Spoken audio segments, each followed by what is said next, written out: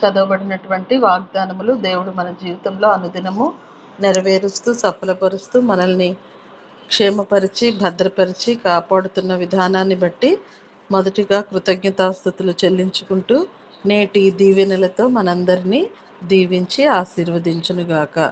Amen amen. రండి, మరి ప్రశస్తమైనటువంటి సమయంలోకి వచ్చి ఉన్నాము. ఈరోజు మన మధ్యలో గ్రేస్ మనోరంజని పాస్టమ్మ గారు వాక్య సందేశాన్ని అందజేయడానికి సిద్ధపడి ఉన్నారు. సమయాన్ని అమ్మగారికి ఇద్దాము. అమ్మ వందనాలండి. అమ్మగారు 6:10 వరకు మీకు సమయం ఉంటుంది. అమ్మగారు ఎవరండి? యాకోబ్ పాస్టర్ గారు వందనాలు. చెప్పండి అయ్యగారు. అమ్మమ్మ వందనాలు, అందరికీ వందనాలు. ఈరోజు మా పాపది పుట్టినరోజు.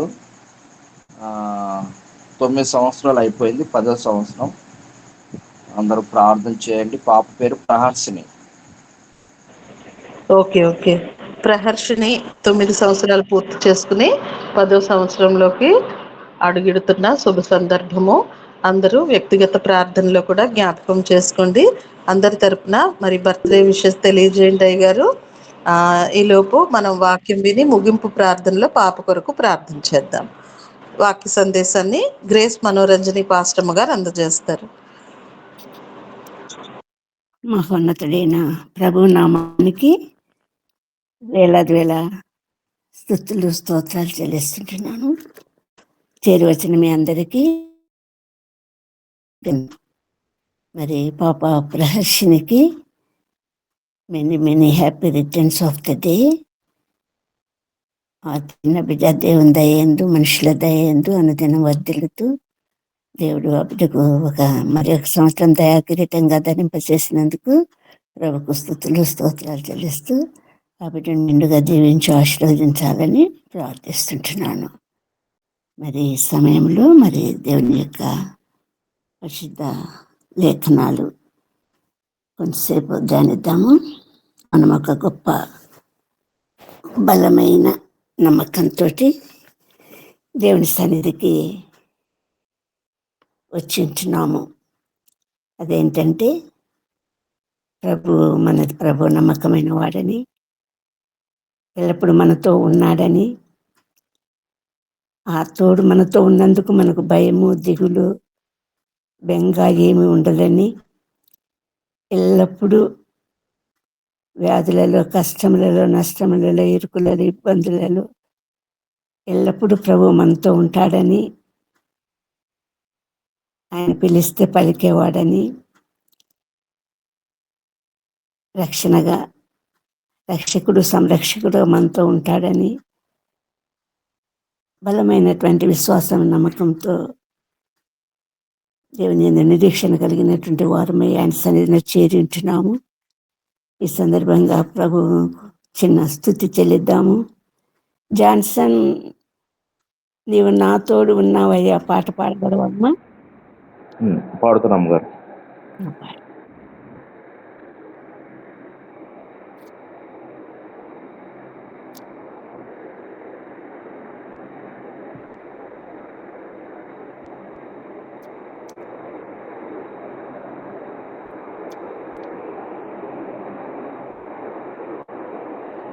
నీవు నా తోడు ఉన్నావయ్యా, నాకు భయమేలా నా యేసయ్యా. నీవు నాలోనే ఉన్నావయ్యా, నాకు దిగులేలా నా యేసయ్యా. నీవు నా తోడు ఉన్నావయ్యా, నాకు భయమేలా నా యేసయ్యా. నీవు నాలోనే ఉన్నావయ్యా, నాకు దిగులేలా నా యేసయ్యా. నాకు భయమేలా, నాకు దిగులేలా, నాకు చింతేలా, నాకు భీతియేలా, నీవు నా తోడు ఉన్నావయ్యా, నాకు భయమేలా నా యేసయ్యా. నీవు నాలోని ఉన్నావయ్యా, నాకు దిగులే కష్టములో నష్టములో నా తోడు ఉన్నావు, వేదనలు ఆ వేదనలు నా చెంత ఉన్నావు. కష్టములో నష్టములో నా తోడు ఉన్నావు, వేదనలు ఆ వేదనలు నా చెంత ఉన్నావు.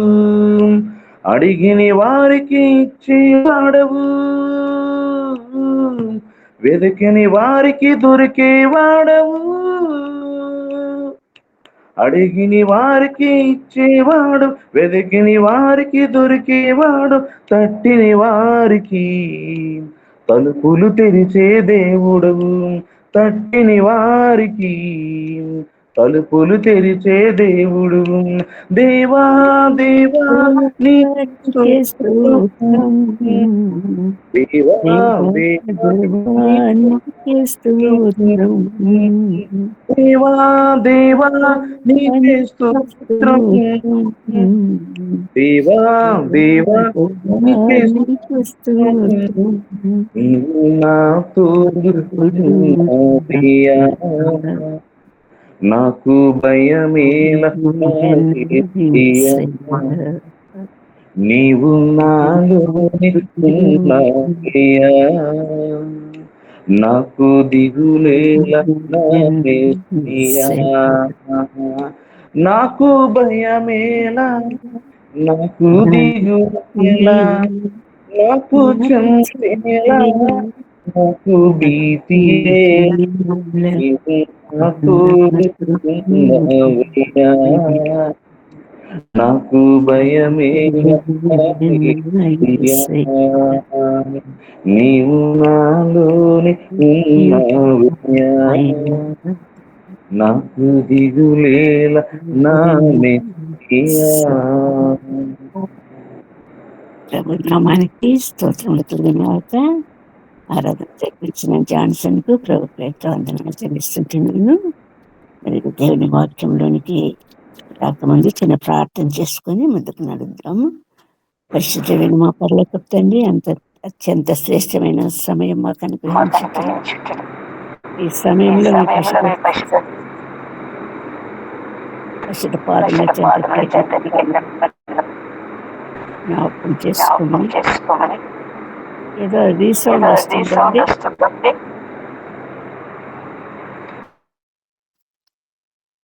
జ్ఞాపకం చేసుకోమని బ్రతిమాలకు ప్రార్థిస్తూ మమ్మల్ని అందరినీ మీ పరిశుద్ధ హస్తాలకు అప్పగించుకుంటున్నాం తండ్రి.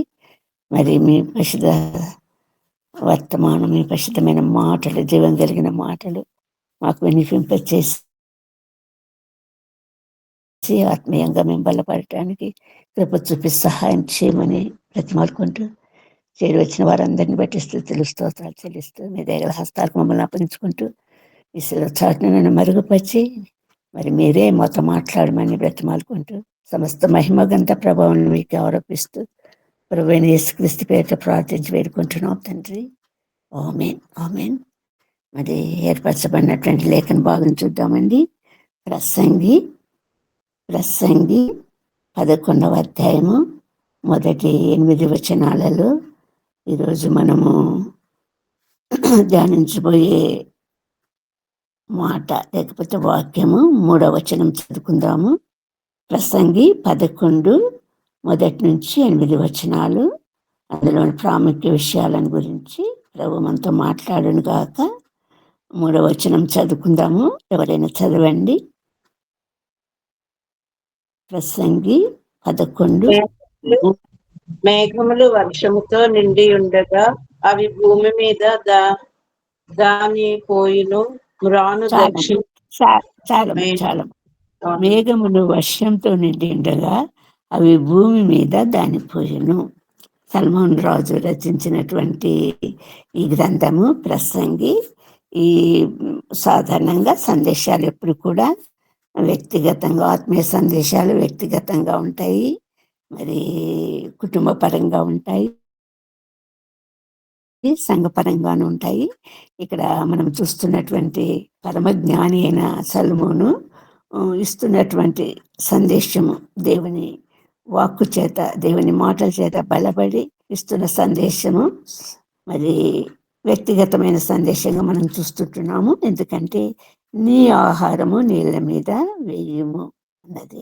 ఇక్కడ ఈ 8 వచనాలలో ప్రాధాన్యత సంతరించుకున్నటువంటి అంశాలు మనం ఆలోచన చేస్తే, నీ ఆహారము నీళ్ళ మీద వేయము, తర్వాత మేఘములు వర్షంతో నిండి ఉన్నవి. మూడవ విషయంగా చూస్తే మరి ఉదయమందు 6వ వచనం చూస్తాము. ఉదయమందు విత్తనము విత్తుము, అస్తమయమందు నీ చేయి వెనుకకు తీయక విత్తుము, అది ఫలించును ఇది ఫలించును. సరిగ్గా కనిపించండి. రెండును సరి సమానముగా ఎరుగును, నీ వెరుగవు. ఆమేన్. ఆమేన్. మూడవది తర్వాత విషయం, సూర్యుడు వెలుగు, తర్వాత చీకటి దినాలు, సంతోషకరమైన దినాలు. మరి ప్రభు ఈ వర్తమానంలో మనతో మాట్లాడాలంటున్నటువంటి విషయాన్ని గురించి చూద్దాము. మేఘములు వర్షంతో నిండి ఉండగా అవి భూమి మీద వాటిని పోయి. మేఘాలు ఎలా ఏర్పడతాయి? నేను చిన్నప్పుడు మా మాస్టర్ చెప్పినటువంటి విషయం నాకు ఇప్పటికీ జ్ఞాపకం ఉంది. మరి మేఘాలు ఎలా ఏర్పడతాయి అన్నప్పుడు కుంటలలో, చెరువులలో, బావులలో, సముద్రాలలో, నదులలో ఉన్న నీరంతా కూడా వేసవి కాలమున మరి ఎక్కువ వేసవికాల సమయంలో ఎండిపోయి ఆవిరిగా మారిపోతాయని, ఆవిరిగా మారిపోయినటువంటి మేఘాలు మరి చల్లని గాలి తగిలినప్పుడు వర్షిస్తాయి అని నేర్చుకున్నటువంటి పాఠం అది. మరి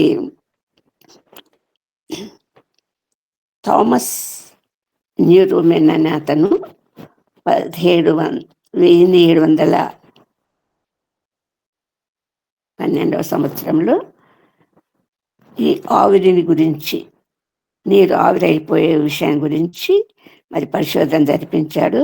తర్వాత మనందరికీ తెలిసినట్టుగా జేమ్స్ వాట్ ఆవిరి యంత్రాన్ని కనిపెట్టాడు 1769లో. కనిపెట్టాడు అన్నారు, కానీ యాక్చువల్గా 1712లో కనిపెట్టబడిన దీని గురించి పరిశోధన జరిగి దానికి మెరుగుపరిచి మరి ముఖ్యమైన సంగతులు దాని గురించి తెలుసుకున్నటువంటి వాడుగా, ఆవిరి యంత్రం కనిపెట్టిన వాడిగా మన ముందుంటున్నాడు. మరి ఇతను కనిపెట్టిన విషయంలో నా స్కూల్ డేస్లో నేను తెలుసుకున్న విషయం ఏంటంటే, ఈ జేమ్స్ వాట్స్ అన్నం చేస్తుంటుండగా దాని మీద వేసినటువంటి మూత ఎగిరెగిరి కింద పడడం చూస్తున్నాడు. ఎందుకు ఇది ఎలా పడుతుంది, దీనికి శక్తి ఎక్కడి నుండి వచ్చింది? మళ్ళీ మూసి చూస్తే మళ్ళీ కాసేపటికి మళ్ళీ మూత ఎగిరి పడడం చూశాడు. తర్వాత ఆ మూతను కాసేపు తీసి పక్కన పెట్టినప్పుడు దాని నుండి మొత్తము ఆవిరంతా నీరుగా మారడం చూశాడు. అప్పుడు గ్రహించాడు అన్నమాట, ఈ ఉష్ణోగ్రతకు నీరు ఆవిరైపోయి తిరిగి ద్రవీభవిస్తుంది అన్నటువంటి వాస్తవాన్ని గుర్తించినటువంటి వాడై తర్వాత దాని మీద పరిశోధన జరిపించి ఆవిరి యంత్రాలు కనిపెట్టి మరి ఆనాడు దాని ద్వారా మరి రవాణా సాధనాలు, మరి ముఖ్యంగా ఈ ట్రైన్ లాంటివి కనిపెట్టగలిగినటువంటి ఘనత జేమ్స్ వాట్కుంది. మరి ఈ సందర్భంగా మనము చూస్తున్నటువంటి విషయం ఏంటంటే, ఈ మేఘములు అన్నవి ప్రభు కనపరుస్తున్నటువంటి విషయాలుగా మనం చూస్తే, ఈ మేఘాలు పూర్తిగా నీటితో నింపబడినటువంటి మేఘము ప్రభువు ఒక మేఘముగా మనకు స్పష్టీకరించబడుతున్నటువంటి వాస్తవము మనం ఎక్కడ చూస్తున్నామంటే, దెబోరా విషయంలో తాబోరు కొండ మీద ప్రభు ఆజ్ఞాపించినట్లుగా, ప్రభు చూసినట్లుగా న్యాయాధిపతులు గ్రంథము 5-4 వచనాలలో చూస్తే అవి ప్రభువు వర్షించాడు.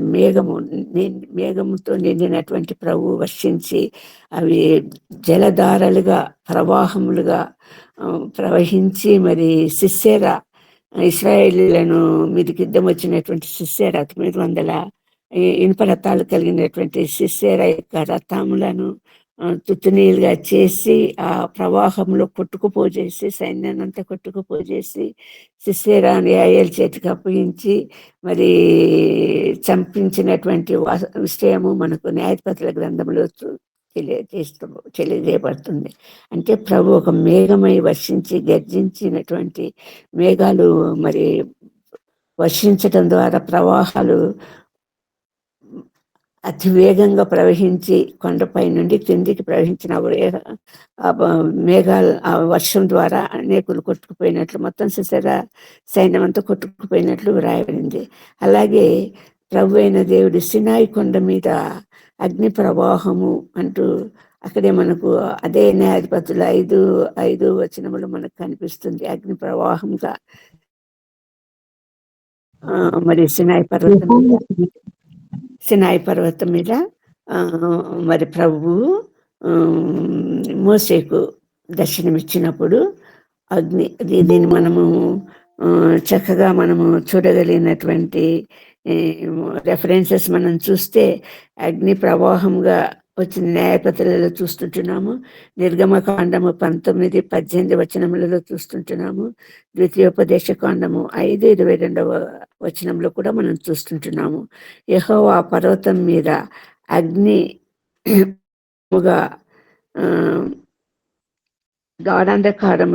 గాఢాంధకారపు మధ్య నుండి మోషేతో మాట్లాడినట్టు వ్రాయబడింది ద్వితీయోపదేశ కాండం 4:11 కూడా.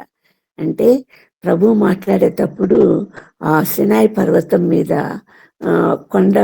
కొండ పై భాగం నుండి ఆకాశం వరకు మరి అగ్ని యొక్క జ్వాలలు, ఆ కాంతి మొత్తం నిండుకున్నట్లు వ్రాయబడింది. అంటే ప్రభువే ఒక మేఘంగా మారి మరి మొత్తం తను సృష్టించినటువంటి జీవజాతికంతా, జీవకోటికంతా కూడా వర్షం కురిపిస్తుంటున్నాడు, భూమి మీద వర్షం కురిపిస్తుంటున్నాడు. ఆ వర్షం అన్నది ఎందుకు అంత ప్రాధాన్యత కలిగినటువంటి అంటే అది ఆధారము, సృష్టికి ఆధారము, జీవకోటికి ఆధారము, జీవనానికి ఆధారము. మరి ముఖ్యంగా వర్షం కావాల్సింది వృక్షాలకు కావాలి, వృక్ష జాతికి కావాలి. ఇది ఒక లైఫ్ సైకిల్. ఈ వృక్ష జాతి నుండి జంతుజాలం నుండి మానవ కోటి అంతా కూడా ఇది దాని శాకాహారులు, మాంసాహారులు మొత్తం కూడా మరి వృక్ష జాతి మీద ఆధారపడింది. ఈ వృక్ష జాతి సమృద్ధిగా జీవించాలంటే, పెరగాలంటే, మనిషికి కావాల్సిన మొత్తం ఆహారం అంతా కూడా అందించాలంటే ఖచ్చితంగా మరి మేఘాలు వర్షించాలి.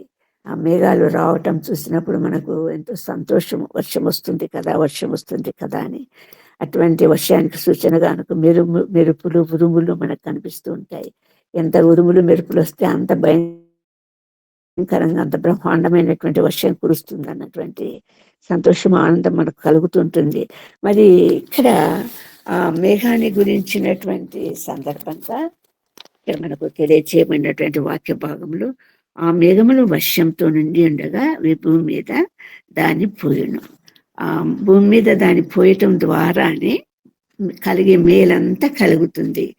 వర్షము కురియకుండా మేఘంలోనే ఆ వర్షము నిలిచిపోయింది అనుకోండి, ప్రయోజనం లేదు. సృష్టిజాలం మీద ఏ ప్రయోజనం ఉండదు అన్నమాట.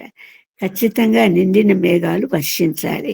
అలాగే మానవ జీవితము ఒక నింపుదల కలిగినటువంటి మానవ జీవితం ఎప్పుడు కూడా వర్షించగలగాలి. అంటే పోయగలగాలి, ఇవ్వగలగాలి, పంచగలగాలి, ధారాళంగా ఇవ్వగలగాలి, ఇతరులకు తనకున్నది పెట్టగలగాలి, పంచగలగాలి. అదే ఆ సందర్భంగా ఇక్కడ మనకు మొట్టమొదటి వచనములు 11వ అధ్యాయం మొట్టమొదటి వచనములు, నీ ఆహారము నీళ్ళ మీద వేయము, చాలా దినమైన తర్వాత అది నీకు కనపడును. ఇక్కడ ఈ ఆహారం అన్నది ఈ సంబంధమైనటువంటి శరీర సంబంధమైనటువంటి ఆహారంగా మరి జ్ఞానం మనకు తెలియచేయటం లేదు, కానీ ఆత్మ సంబంధమైనటువంటి ఆహారం ఇది. ఆత్మ సంబంధమైన ఆహారము నీళ్ళ మీద వేయమంటున్నాడు.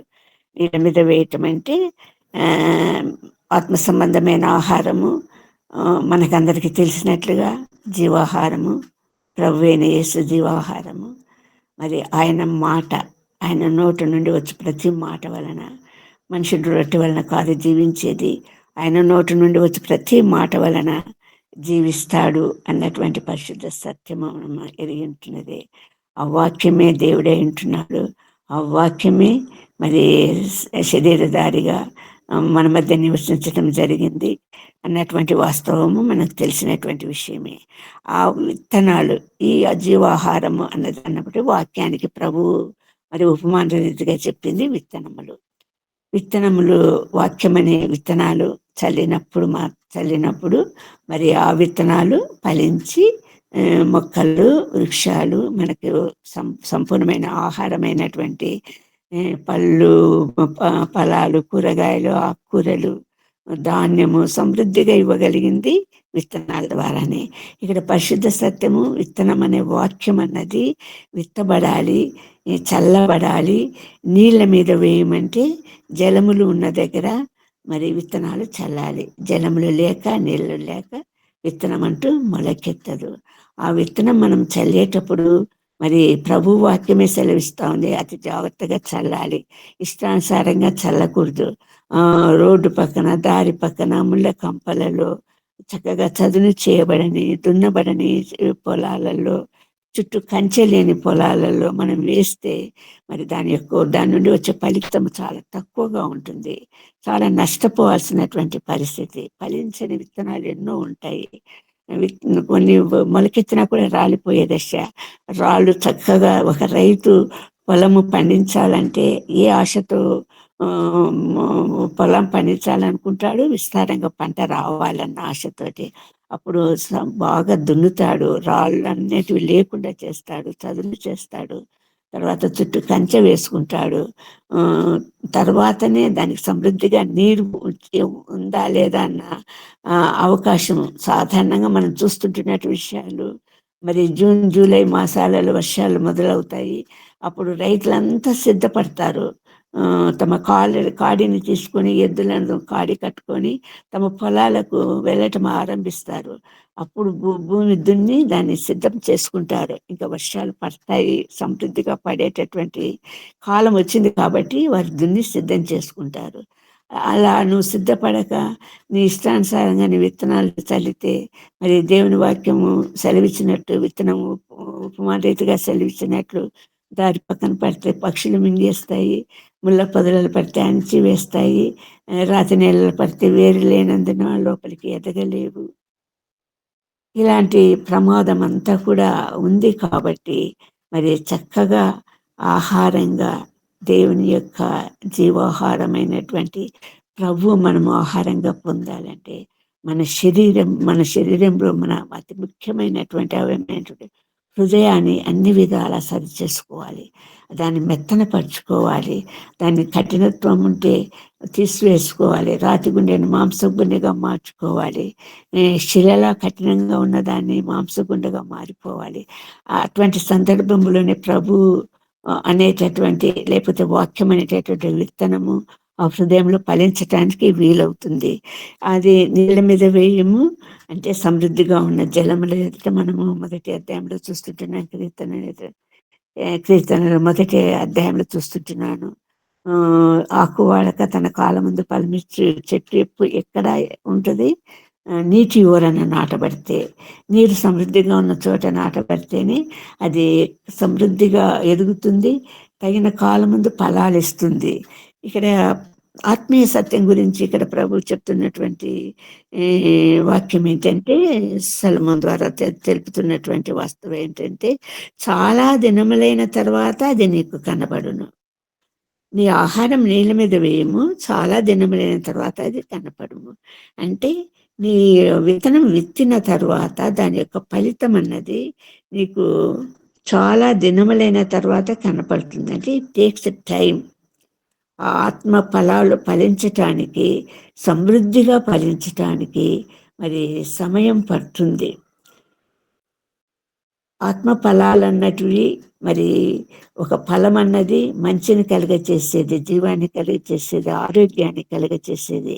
ఆ ఫలం అన్నది చెట్టు ఫలిస్తుంది, విస్తారంగా పుష్పించి ఫలించి మరి మానవ కోటికి జంతుకోటికి ఉపయోగపడుతుంది. ఇక్కడ చాలా దినములైన తర్వాత అది కనపడునంటే నువ్వు విత్తనము నాటి లేకపోతే విత్తనాలు వెదజల్లి వాక్యాన్ని ప్రకటించి ప్రచురించడం ద్వారా నీకు కలిగే మేలు, నీకు కలిగే ఉపయోగం అన్నది నీకు వెంటనే రాకపోవచ్చు. నువ్వు వెంటనే ఆశీర్వదింపబడకపోవచ్చు. దానికి తార్కాణంగా మనం చూద్దామండి. లూకాసు వార్త 14 వచనం చదవండి.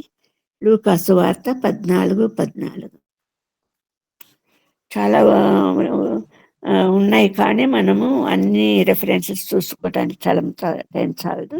లూకాసు వార్త 14 చూడండి ఏమి రాయబడిందో. ప్రత్యుపకారం చేయుటకు వారికేమీయూ లేదు గనుక నీవు ధన్యుడవగదువు. నీతిమంతులు పునరుత్థానమందు నీవు ప్రత్యుపకారము పొందుదువని చెప్పాను. ఆమేన్. ఇంకా పై వచనం చదవమ్మా. ఆయనతో కూడా భోజన పంక్తిని కూర్చుండిన వారిలో ఒకడు ఈ మాటలు విని దేవుని రాజ్యంలో భోజనం చేయువాడు ధన్యుడని ఆయనతో చెప్పగా ఆయన అతనితో ఇట్లనెను. ఆమేన్. అంటే ఇక్కడ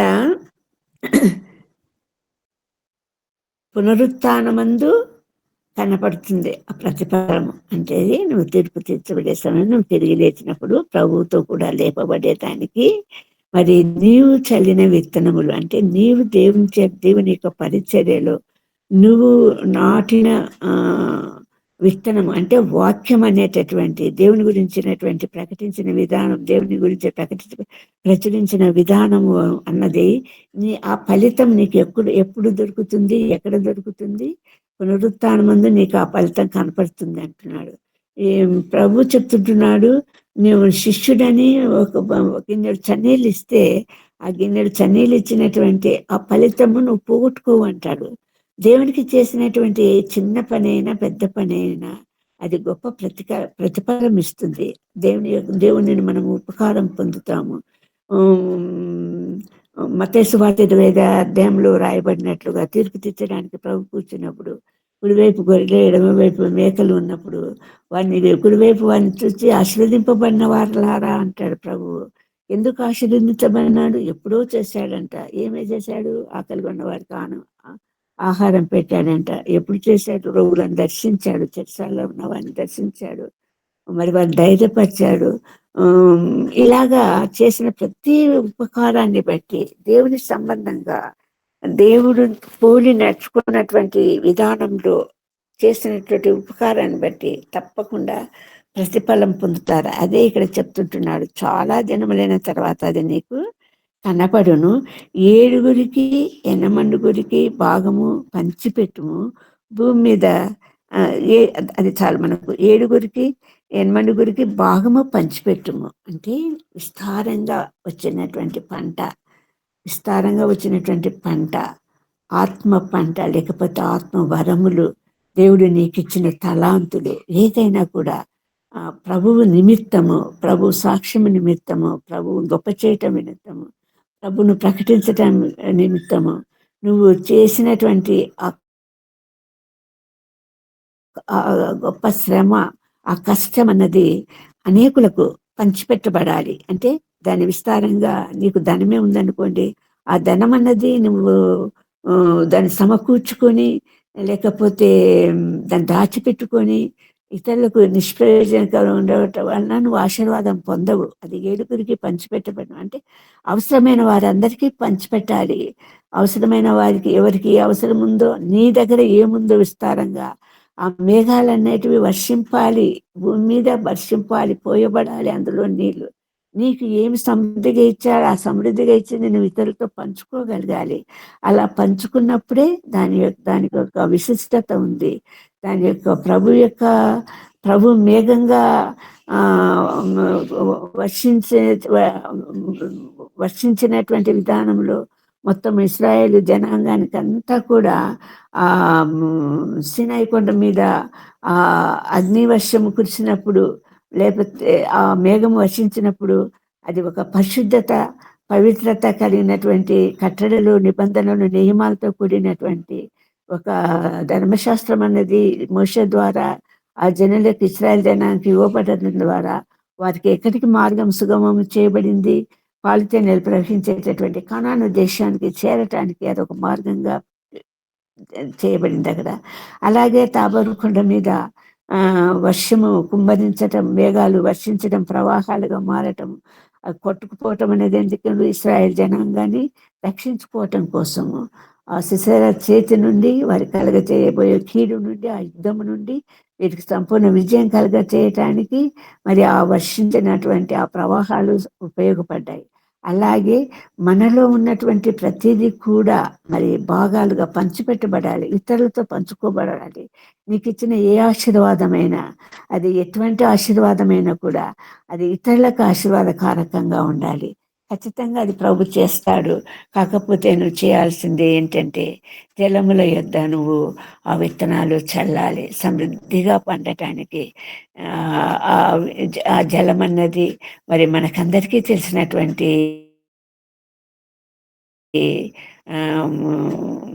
ఆత్మీయ సత్యమే.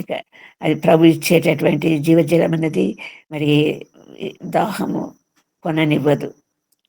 ప్రభు ఇచ్చే జలం ఎప్పటికీ దప్పికొననివ్వదు. అటువంటి జీవజలము వద్ద మరి విస్తారంగా దేవుని యొక్క ఆహారము, జీవాహారం ఏంటంటే దేవుని యొక్క వాక్యమే. నిత్యము నిలిచినది వాక్యమే. ఎన్ని నశించిపోయినా, ఎన్ని తరించిపోయినా కూడా అదే అరణ్యంలో యోహాను ప్రకటిస్తుంటున్నాడు.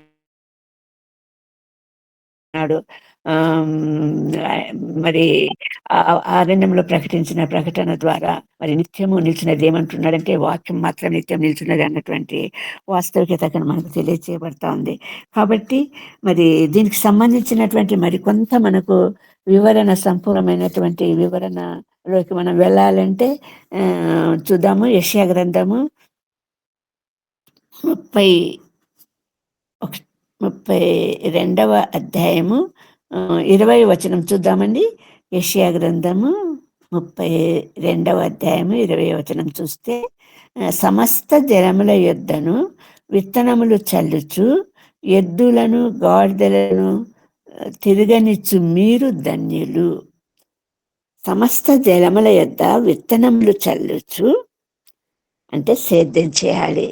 విత్తనం చల్లాలంటే సేద్యం చేయాలి. సేద్యం చేయటానికి ఏం కావాలి? ఎద్దులు కావాలి. ఆ కాడిని మోపి ఎద్దులతో మరి సేద్యం చేయటం జరుగుతుంది. భూస్వామి ఎద్దులను ఉపయోగించుకొని సేద్యం చేస్తాడు. ఇక్కడ ఏమంటున్నాడంటే ఎద్దులను గాడిదలను తిరగనిచ్చు మీరు ధన్యులు. దేవుని వాక్యం ఏం సెలవిస్తుందంటే ద్వితీయోపదేశ కాండము 22వ అధ్యాయం 10వ వచనములు యూదులను గురించిన నిబంధనల సందర్భంగా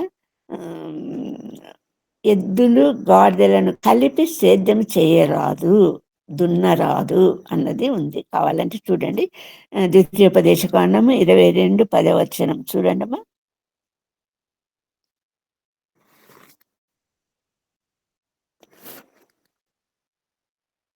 ఖచ్చితంగా అక్కడ వ్రాయబడింది. ద్వితీయోపదేశ కాండము 22:10. ఎద్దును గాడిదను జత చేసి భూమిని దున్నకూడదు. భూమిని ఆమేన్. ఎద్దును గాడిదను జత చేసి భూమి దున్నొద్దండి. ఎద్దును గాడిదను జత చేసి భూమి దున్నకూడదు. నేను ఎందుకంటున్నాడంటే ప్రభు వాక్యం ఏం సెలవిస్తుందంటే ఎద్దు మరి యూదులకు సంకేతంగా ఉంటుండగా గాడిద అన్నది అన్యజనులకు సంకేతంగా ఉంటున్నది. ఆనాటి నిబంధన ఎద్దులు గాడిదలు కలిసి అంటే యూదులకు అన్యజనులతో సహవాసం చెయ్యరు. కాబట్టి మరి సేద్యం అన్నది, భూమిని పండించడం అన్నది, వాక్యం విత్తడం అన్నది, దేవుని గురించి ప్రకటించటం అన్నది అన్యజనులను వారు చేర్చుకోరు. అందుకే యూదులు సమరయులతో సహవాసం చేయరు కనుక, సాంగత్యం చేయరు కనుక అని సమరయన్ స్త్రీతో దేవుడు మాట్లాడనే విషయంలో అక్కడ వ్రాయబడింది. కాబట్టి అన్యులతో సహవాసం చేయడం అనేది అప్పటి కాలంలో నిషేధము. కానీ ఇక్కడ ప్రభు వాక్యం ఏం సెలవిస్తా ఉందంటే విత్తనములు జలముల యొద్ద, సమస్త జలముల యొద్ద విత్తనములు చల్లుతూ ఎద్దులను గాడిదలను తిరగనిచ్చు మీరు ధన్యులు. ఒక ధన్యత అన్నది. అంటే ఆ అన్య జనులు కూడా క్రీస్తుని అంగీకరించినటువంటి వారుగా, క్రీస్తుని ఎరిగినటువంటి వారుగా, క్రీస్తుని సేవించి ఆరాధించి మహిమపరిచేవారుగా ఉండటం అన్నది చాలా ఆవశ్యకత, చాలా అవసరము, చాలా కొరదగింది, ప్రభు ఆశిస్తుంటున్నది అన్న వాస్తవము. మొదటి నిబంధనలకు ఇది వ్యతిరేకంగా అన్నా కూడా అది విస్తారంగా ప్రబలాలి. ఆశీర్వాదము మరి అబ్రహాం నుండి వచ్చిన ఆశీర్వాదము వంశాలకు రావాలి కదా. అన్ని వంశాలకు దీవించాలి, అన్ని వంశాల వారు దీవించబడతారు. దీనికి ఇంకో కొంచెం మనము స్పష్టమైన వివరణకి వెళ్తే 30వ అధ్యాయం చూస్తామండి.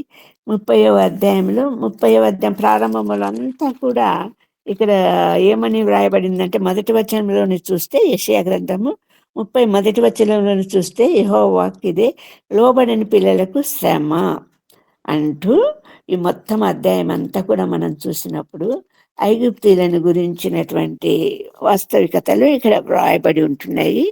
ఇశ్రాయేలు జనాంగం కూడా ఐగుప్తీయులతో కలిసి వారితో సమానంగా అన్య దేవతలను పూజిస్తూ, విగ్రహాలను పూజిస్తూ జీవితంలోకి ఈడవబడినటువంటి, అన్యుల జీవితంలోకి ఈడవబడినటువంటి పరిస్థితి మనకు కనిపిస్తుంది. ఇక్కడ మనము 22వ వచనంలో చూస్తే, యెషయా 30:22వ వచనంలో చూస్తే, చెక్కబడిన మీ వెండి ప్రతిమల కప్పును, పోతపోసిన మీ బంగారు విగ్రహముల బట్టలను మీరు అపవిత్రపరుతురు, హేయములని వాటిని పారవేయుదురు, లేచిపోమ్మని దాంతో చెప్పుదురు. ఎప్పుడైతే మీరు మనసు మార్చుకొని, ఎప్పుడైతే మీరు సంపూర్ణంగా దేవుని వైపు తిరిగి, నేను తప్ప వేరొక దేవుడు లేడు, విగ్రహారాధనకు దూరంగా ఉండాలి, పారిపోవాలని, ఆ పలకని, వినని, వాసన చూడలేని చెక్కతో చెక్కబడినటువంటి ఒక చెక్క ముక్క తీసుకొని ప్రభు రూపాన్ని, దేవుని రూపం సృష్టించుకొని పూజించేటటువంటి వాటన్నిటిని పారవేసినప్పుడు, వాటికి వ్యతిరేకత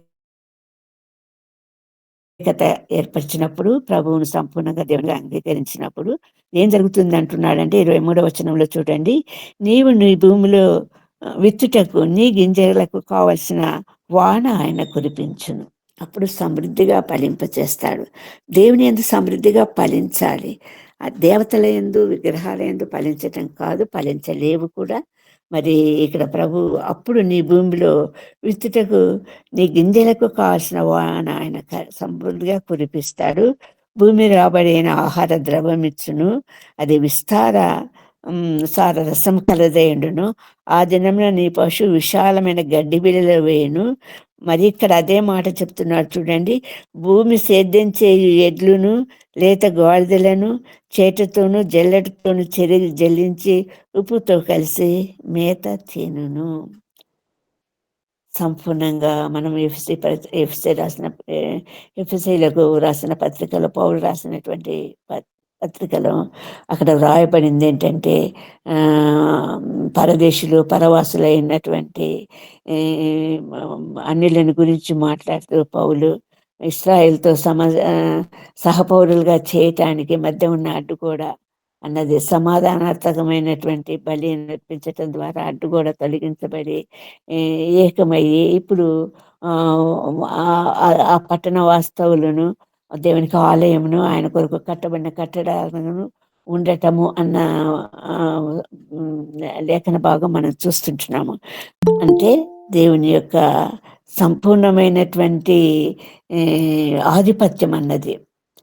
దేవుడు లోకాన్ని ఎంతో ప్రేమించాడు, లోకాన్ని ప్రేమించాడు, తను ఏర్పరచుకున్న ఒక జనాంగాన్ని ఒక మోడల్గా తీసుకొని ఆ ఇశ్రాయేలు జనాంగం ద్వారా రాబో తరాలన్నిటికీ కలగబోయేటటువంటి సమృద్ధికరమైనటువంటి, శాశ్వతకరమైనటువంటి, ఆనందకరమైనటువంటి జీవితంలోనికి వారిని నడిపించటానికి దేవుడు చేసుకున్నటువంటి ఈ మార్గం అన్నది రాబో దినములలో ఏమవుతుందంటే, ఎడ్లును లేత గాడిదలను చేటతోనూ జల్లెడతోనూ చెలించి ఉప్పుతో కలిసిన మేత తినునంటే, అంత సఖ్యతతో, అంత దేవుని నిమిత్తమైనటువంటి సంపూర్ణమైనటువంటి విధానంలో ముందుకు సాగేటటువంటి విషయంగా మనము కనిపిస్తూ ఉంది. ఇక్కడ 6:09 అయిందప్పుడే టైము.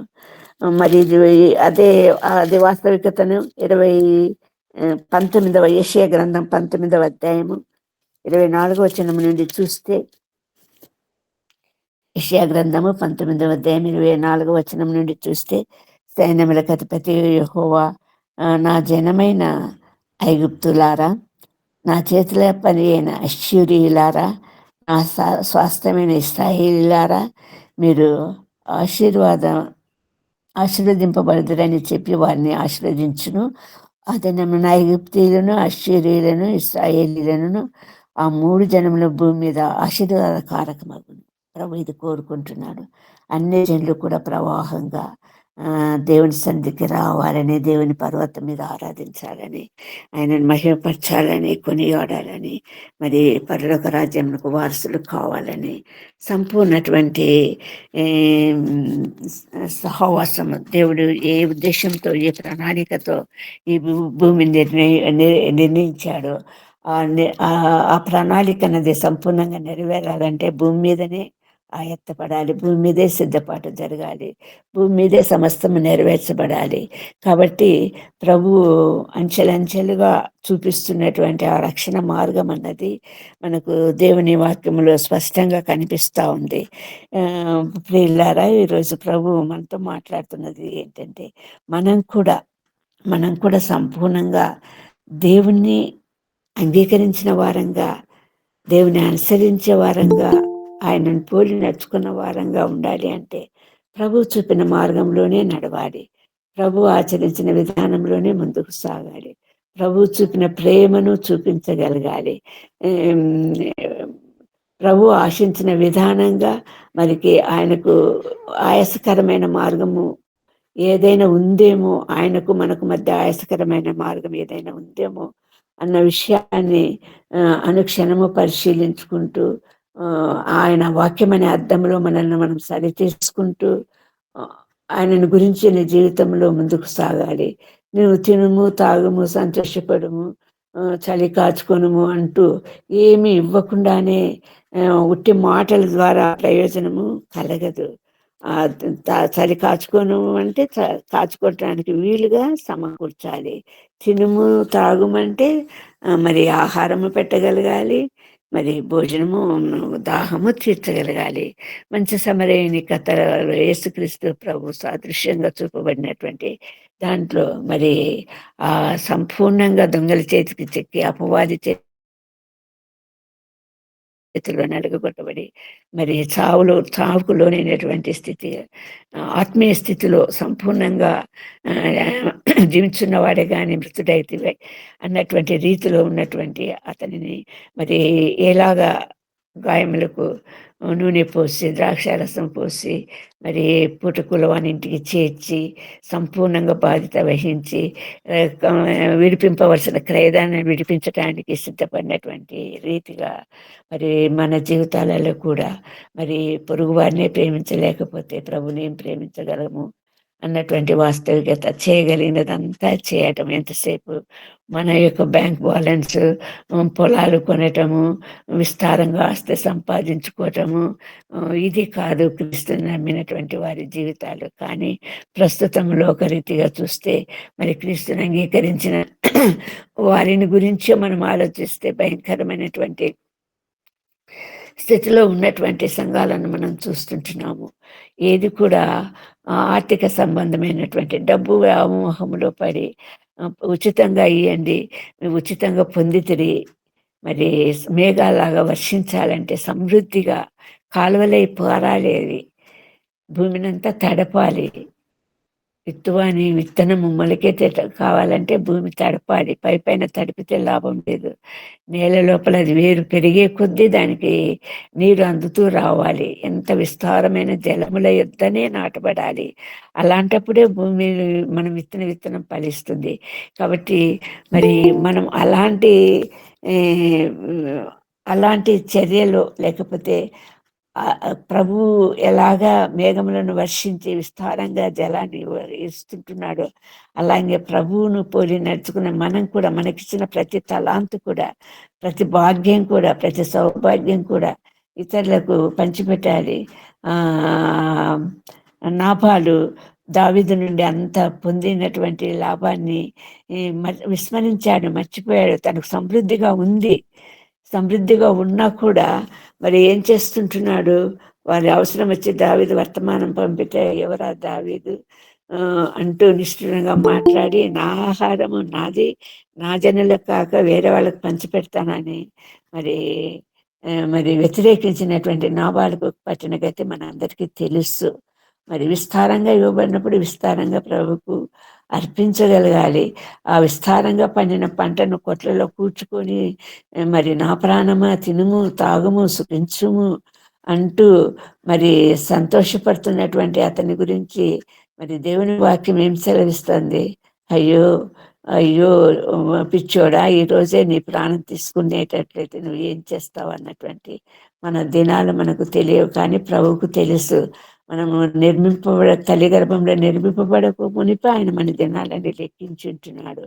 మన ఎడలో ఒక ప్రణాళిక కలిగి ఉంటున్నాడు, ఒక ఉద్దేశం కలిగి ఉంటున్నాడు.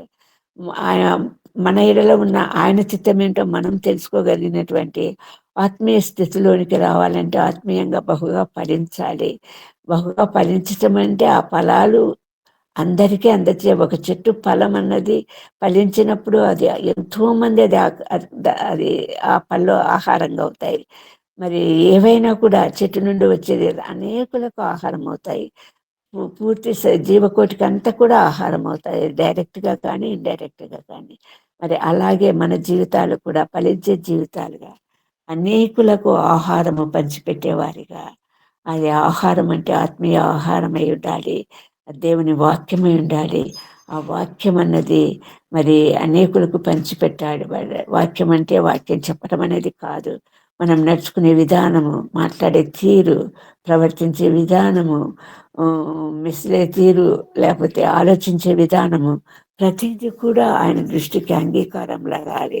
మనం చేసే ప్రార్థన ఆయనకు అంగీకారం ఉండాలి. మనం అర్పించే నైవేద్యంగా మారాలి. అందుకే సజీవమైన యాగంగా మీ శరీరంలో ఆయనకు సమర్పించుకోండి అని పౌలు రోమీలకు రాసిన పత్రికలో మరి బ్రతిమలాడుకుంటున్నాడు, వేడుకుంటున్నాడు. శరీరాన్ని సజీవ యాగంగా సమర్పించాలి. ఆకాశానికి మధ్యన వ్రేలాడేటటువంటి పరిస్థితి మనకు కలగకూడదని యేసుక్రీస్తు ప్రభు ఆకాశముకు భూమికి మధ్యన సిలువలో వ్రేలాడి మరి ఆ చిందించిన రక్త ధారలు అన్నటువంటివి మీ జీవజల ధారాలుగా ప్రవేశింపచేసి అందులో మన పాపములన్నీ సంపూర్ణంగా కడుక్కోవడం ద్వారా సంపూర్ణ సిద్ధి పొందినటువంటి వారుగా, ఒక సంపూర్ణత పొందినటువంటి వారుగా గొప్ప కార్యాన్ని మన ఎట్లా చేసి, అదే ప్రభు, అదే ఆ మార్గమే, నేనే మార్గము, నేనే సత్యము, నేనే జీవమై ఉంటున్నానండి. ఆ మార్గంలో మనం అందరం నడవాలి అంటే ప్రభు చూపిన జీవితము, ఆ భూమి మీద జీవించినంత కాలము ప్రభువును ఒక్క వేలే పెట్టి ఒక్క దోషము మోపటానికి వీలు లేకుండా మరి అంత పవిత్రంగా పరిశుద్ధంగా జీవించినటువంటి ప్రభువును పొందిన జీవితం జీవించాలన్నటువంటి ఆకాంక్ష కలిగినటువంటి వాడే మన ఎడ్ల చిత్తం కలిగినటువంటి వాడుగా ఉంటున్నాడు ప్రభు.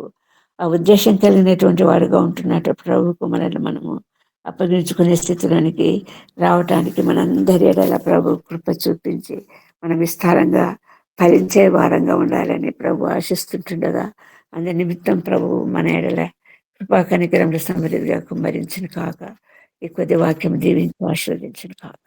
ఆమేన్, ఆమేన్, ఆమేన్, ఆమేన్. నీ ఆహారమును నీళ్ళ మీద వేయము, చాలా దినముల తర్వాత అది నీకు కనబడును.